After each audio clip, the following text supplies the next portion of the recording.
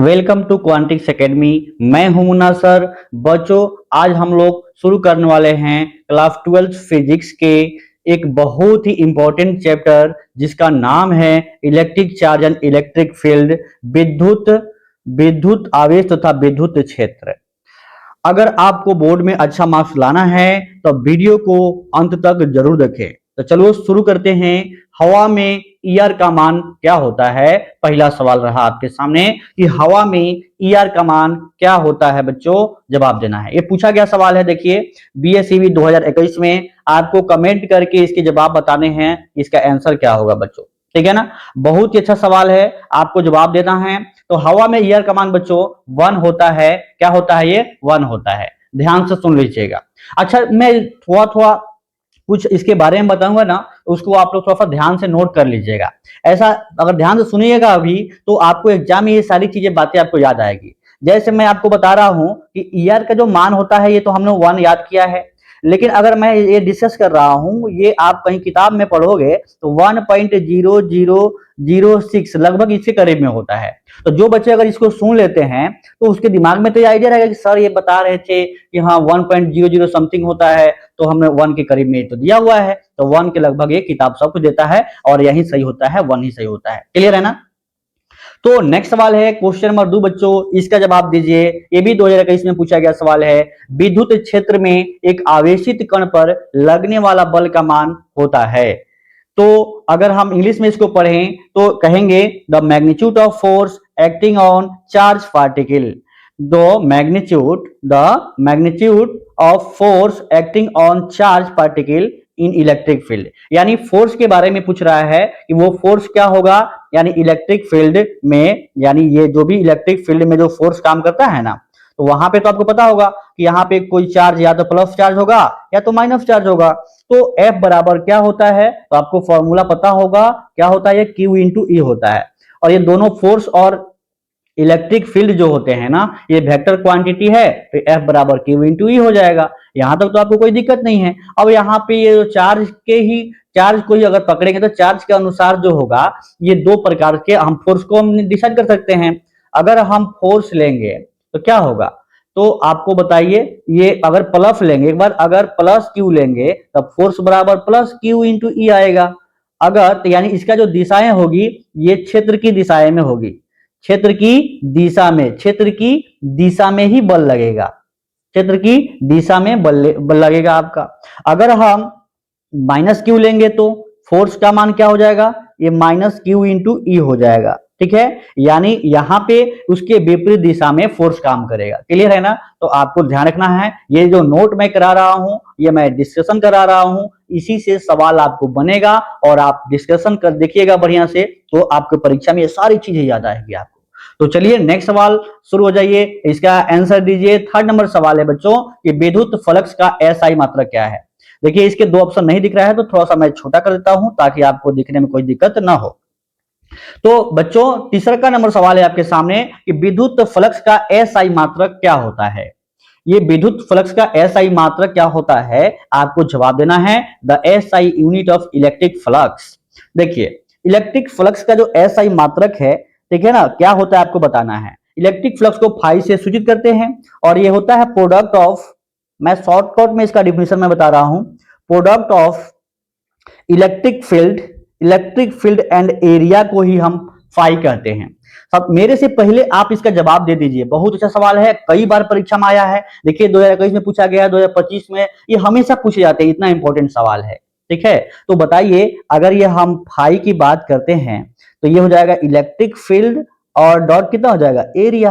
अब electric field का अगर आपको पता चला कि एसआई यूनिट क्या होता है और एरिया का पता चला क्या होता है, तब विद्युत फ्लक्स का नहीं बता दोगे अगर याद नहीं भी है तो ध्यान से सुनिएगा। इलेक्ट्रिक फील्ड का होता है वोल्ट पर मीटर और एरिया का जो होता है मीटर स्क्वायर, ये तो आप जानते हैं। 1 एम से 1 एम कट जाएगा, यहां से फाई का जो मान होगा बच्चों, ये हो जाएगा वोल्ट इंटू मीटर। तो क्या यहाँ पे कहीं ऑप्शन में वोल्ट इंटू मीटर दिया है क्या? तो ऑप्शन नंबर सी में ही दिया हुआ है। ऑप्शन नंबर सी में दिया हुआ है। समझ रहे हैं क्या?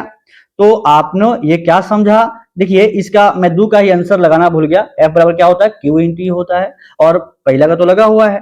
ठीक है, तो ये वोल्ट मीटर हो जाएगा। तो ये डिस्कशन जो मैं कर रहा हूं ना बच्चों, इसको आप ध्यान से सुनिएगा और इसको नोट डाउन अपने कॉपी में जरूर करिएगा। मैं आपके लिए डेली 10 या 20 क्वेश्चन का प्रैक्टिस कराऊंगा, और एक समय आएगा कि आपके पास 50,000 से ज्यादा सवाल होंगे, और आप लोगों को फिजिक्स में कोई पीछे नहीं कर सकता है, मेरी गारंटी है। और आपका परीक्षा में जो है फिजिक्स में तो ऑब्जेक्टिव का टेंशन ही छोड़ दो, मेरे पे छोड़ दो, मैं जितना सवाल कराऊंगा ना वही परीक्षा में आएगा।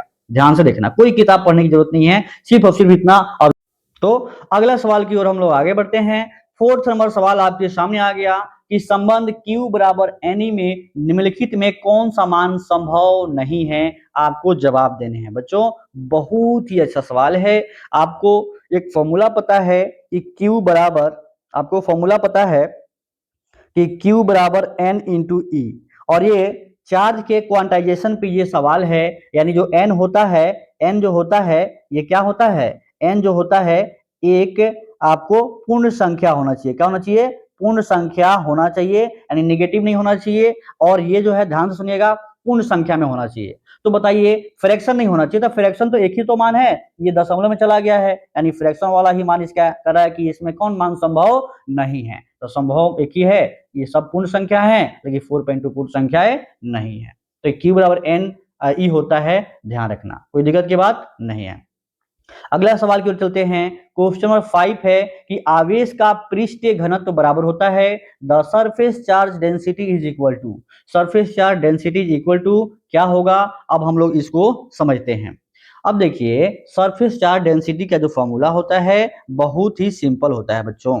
ठीक है, तो आपको पता है ना कि अगर हम सरफेस चार्ज डेंसिटी की बात करें, यानी ये सरफेस चार्ज डेंसिटी की बच्चों बात करें, तो इसका जो फॉर्मूला बनता है वो होता है चार्ज में अगर एरिया से डिवाइड कर देंगे तो सरफेस चार्ज डेंसिटी का फॉर्मूला बन जाता है।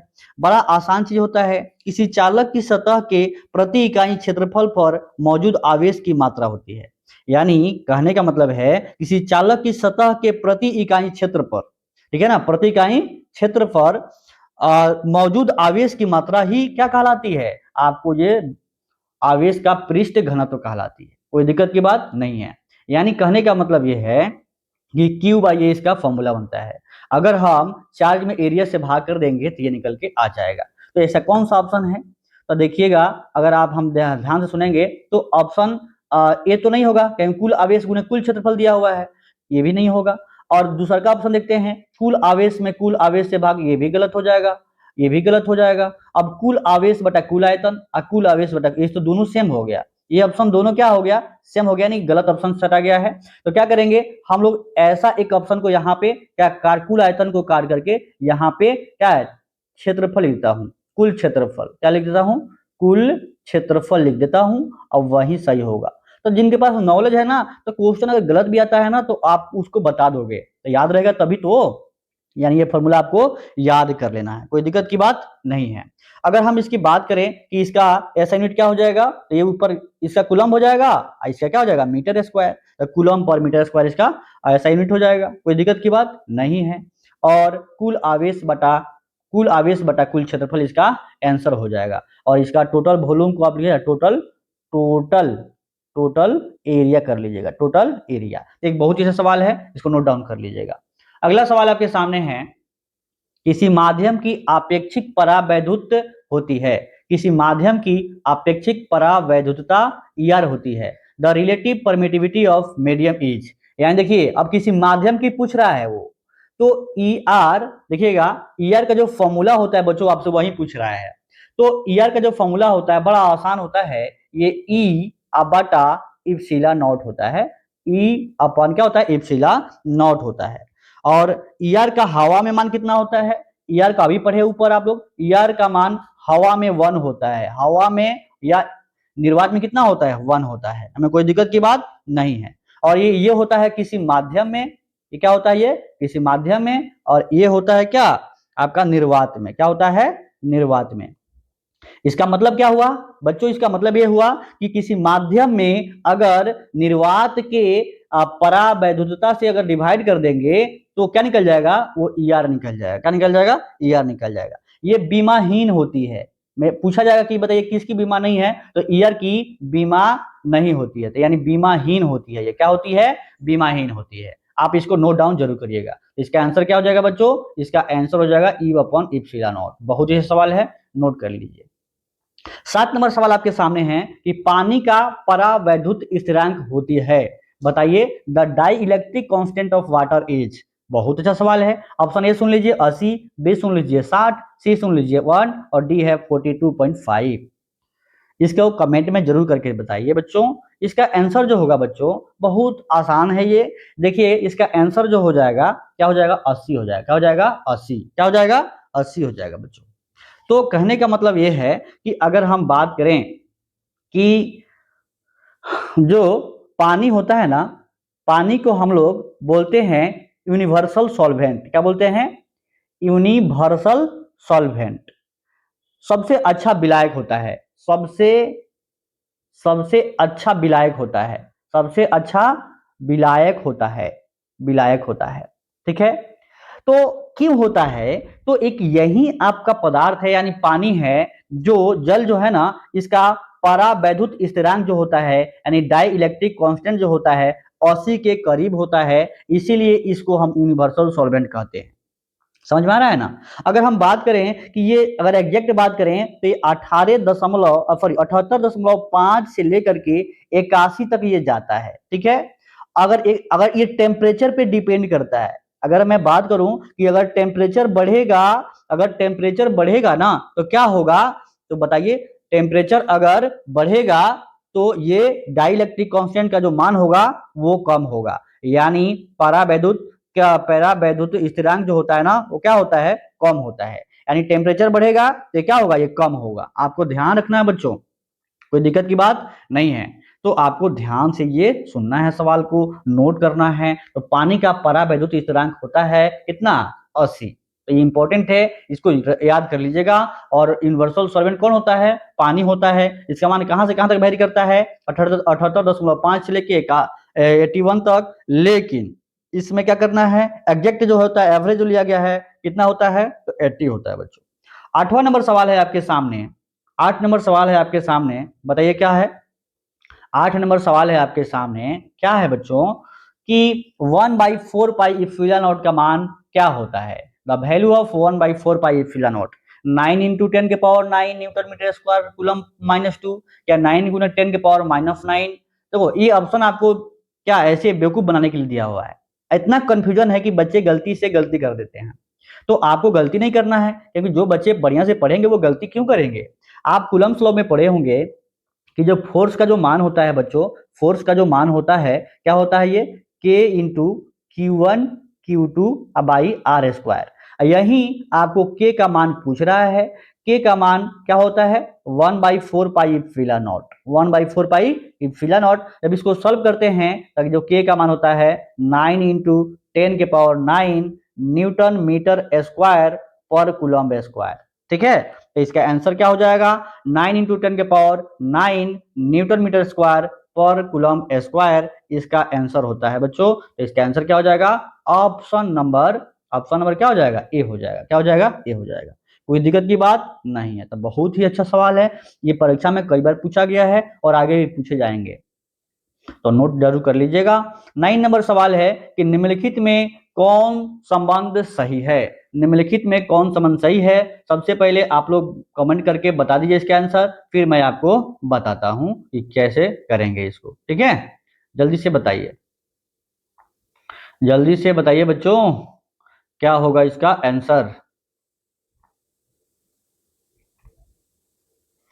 तो बहुत अच्छा सवाल है, ये बहुत आसान सवाल है। आपको शुरुआत में ही फॉर्मूला बताया गया है कि एफ का जो फॉर्मूला होता है बच्चों, एफ का जो फॉर्मूला होता है क्या होता है? एफ का फॉर्मूला होता है क्यू इंटू ई। तो एक रिलेशन ये निकला था, पहला रिलेशन। दूसरा रिलेशन क्या निकलेगा कि अगर ई पूछ सकता है आपसे तो क्या हो जाएगा? ये एफ बाई क्यू हो जाएगा।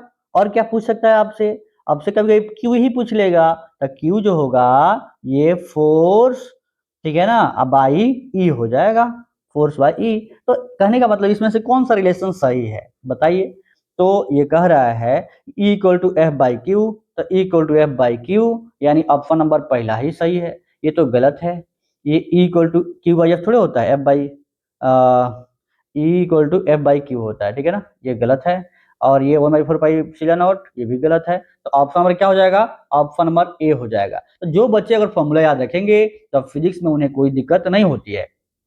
आज आपके लिए मैं इतना ही क्वेश्चन लेके आया हूँ, फिर हम लोग मिलेंगे अगले वीडियो में, ठीक है। लेकिन अगर मैं आपको आपसे पूछना चाहता हूँ कि अगर ये वीडियो अगर आप लोग को अच्छा लग रहा है तो कमेंट में जरूर लिखिएगा कि हाँ ये वीडियो सर बहुत अच्छा है, तभी तो आगे आपको ये वीडियो मिलेगा। आप खुद सोचिए कि अगर एक दिन में अगर 10 क्वेश्चन आप पढ़ते हैं तो 30 दिन में 300 क्वेश्चन पढ़ लीजिएगा। और मैं कह रहा हूं ना, अगर आप फिजिक्स के अगर आप 3000 से 4000 अगर सवाल कर लिए ना तो आपको कोई पीछे नहीं कर सकता।